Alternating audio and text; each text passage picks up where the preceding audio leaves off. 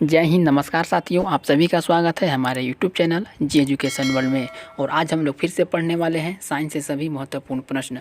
तो इस वीडियो को अंत तक जरूर देखें और वीडियो में बने रहें। अगर चैनल पर नया है तो चैनल को सब्सक्राइब कर लें और वीडियो को लाइक कर दें। तो चलिए शुरू करते हैं। आपका पहला प्रश्न स्टार्ट होता है, यदि किसी वस्तु का चाल आधी कर दी जाए तो गतिज ऊर्जा क्या होगा? तो इसका 1/4 गतिज ऊर्जा रह जाती है। नेक्स्ट है उसके बाद जी का मान कितना होता है? तो 9.8 मीटर पर सेकंड स्क्वायर होता है। नेक्स्ट है उसके बाद जी का मान विषुवत रेखा पर कितना होता है? तो न्यूनतम होगा। विषुवत रेखा की अगर बात करें तो न्यूनतम बताना है। ठीक है, उसके बाद देखते हैं जी का मान ध्रुव पर कितना होता है। तो ध्रुव पर की अगर बात करें तो ध्रुव पर महत्तम और विषुवत रेखा पर न्यूनतम। विषुवत रेखा पर न्यूनतम और ध्रुव पर महत्तम। नेक्स्ट है उसके बाद पृथ्वी की सतह से ऊपर या नीचे जाने पर जी का मान में क्या परिवर्तन होता है? तो पृथ्वी की सतह से ऊपर जाए या नीचे जाए, जी का मान दोनों में घटता है। नेक्स्ट है उसके बाद पृथ्वी की घूर्णन गति बढ़ाने पर जी का मान क्या होगा? अगर पृथ्वी का घूर्णन गति बढ़ेगा तो जी का मान कम हो जाएगा। नेक्स्ट है उसके बाद पृथ्वी की घूर्णन गति घटने पर जी का मान में क्या परिवर्तन होगा? तो बढ़ जाएगा। नेक्स्ट है उसके बाद पृथ्वी के केंद्र पर जी का मान क्या होगा? तो 0 होता है। नेक्स्ट है उसके बाद पृथ्वी के लिए पलायन वेग कितना होता है? तो पृथ्वी का पलायन वेग जो होता है 11.2 किलोमीटर पर सेकेंड होता है। नेक्स्ट है उसके बाद सूर्य के लिए पलायन वेग कितना होता है? तो 42 किलोमीटर पर सेकेंड होता है। उसके बाद चंद्रमा के लिए पलायन वेग का मान कितना होता है? तो 2.37 किलोमीटर पर सेकेंड होता है।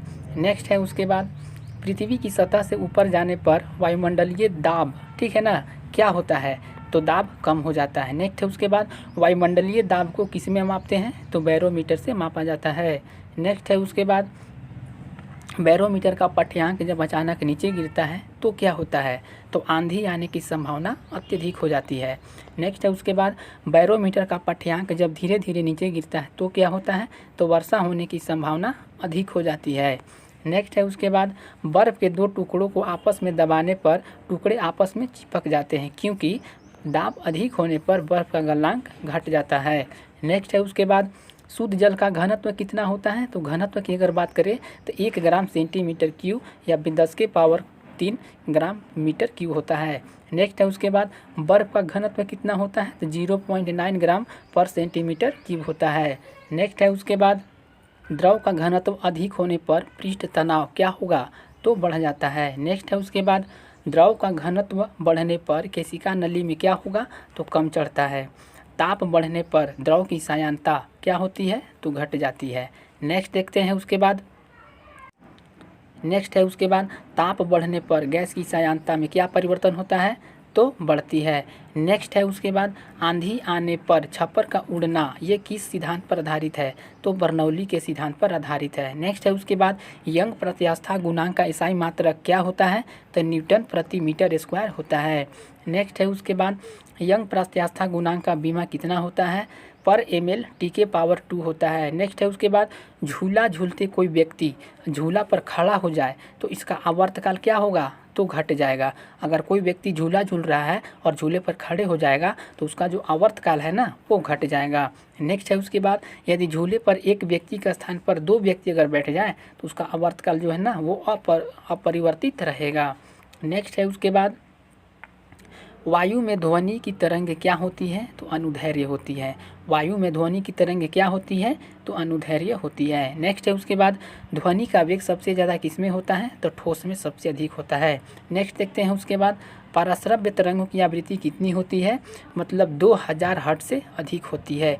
परा मतलब क्या हो गया? परा मतलब हाई, पारा मतलब क्या हो गया? तो हाई। तो हाई कितना हो गया? तो 2000 हर्ट्ज से अधिक होती है। नेक्स्ट है उसके बाद अवश्रव्य तरंगों की आवृत्ति कितनी होती है? तो 20 हर्ट्ज से कम होती है। अव का मतलब हो गया कम, यानी कि अवश्रव्य तरंगों की आवृत्ति क्या होती है? तो 20 हर्ट्ज से कम होती है। नेक्स्ट है उसके बाद स्पष्ट प्रतिध्वनि सुनने के लिए परावर्तक तल व ध्वनि स्रोत के बीच कितनी दूरी होनी चाहिए? तो 17 मीटर की दूरी होनी चाहिए। नेक्स्ट है उसके बाद ध्वनि के वेग का मान सबसे कम किस में होगा? तो गैस में सबसे कम होता है ध्वनि का वेग। नेक्स्ट देखते हैं उसके बाद वायु में ध्वनि का वेग तापमान के घटने पर क्या होगा? तो घटता है। नेक्स्ट है उसके बाद 1 किलो कैलोरी ऊष्मा का मान कितना होता है, तो 4.2 इंटू 10⁻² जूल होता है। नेक्स्ट है उसके बाद मानव शरीर का सामान्य ताप कितना होता है, 37 डिग्री या फिर 98.6 डिग्री फ़ारेनहाइट होता है। नेक्स्ट देखते हैं उसके बाद कमरे का सामान्य ताप कितना होता है, तो 37 डिग्री सेल्सियस या 80.6 डिग्री फ़ारेनहाइट होता है। नेक्स्ट है उसके बाद विशिष्ट ऊष्मा का मात्रक क्या होता है, तो जूल या किलोग्राम या फिर केल्विन होता है। नेक्स्ट है उसके बाद गुप्त ऊष्मा का SI मात्रक क्या होता है, तो जूल या किग्रा होता है। नेक्स्ट है उसके बाद केल्विन तापमापी में बर्फ़ का गलनांक कितना होता है, तो अगर केल्विन की बात करें तापमापी में जो बर्फ़ का गलनांक होता है वो 273 केल्विन होता है। नेक्स्ट है उसके बाद झरने में जब जल की ऊंचाई से गिरता है तब उसका ताप क्या होगा, तो उसका ताप बढ़ जाएगा।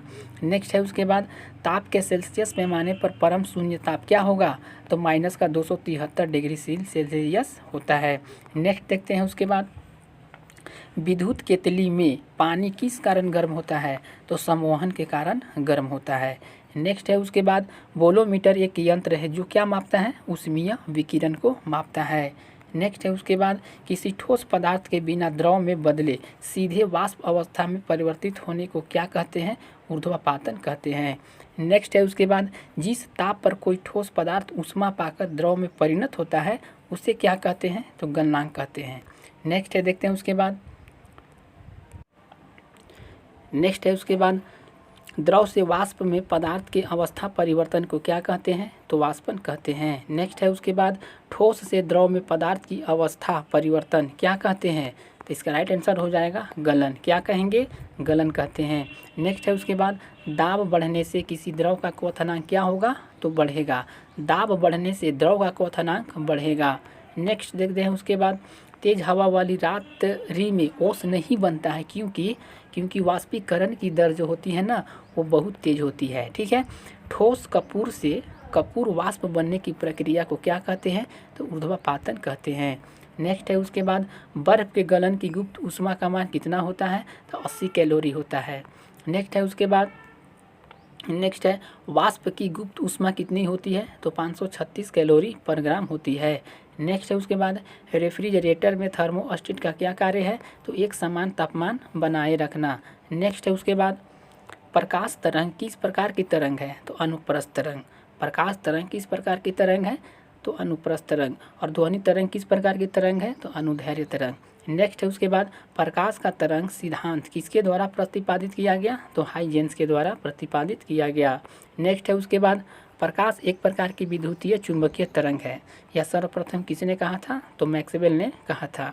नेक्स्ट है उसके बाद किसने सर्वप्रथम यह दिखाया कि प्रकाश तरंगों का विवर्तन है, किसने बताया, तो ग्रोमाल्डी ने बताया। नेक्स्ट है उसके बाद प्रकाश विद्युत प्रभाव का प्रतिपादन किसने किया, तो आइंस्टीन ने किया था।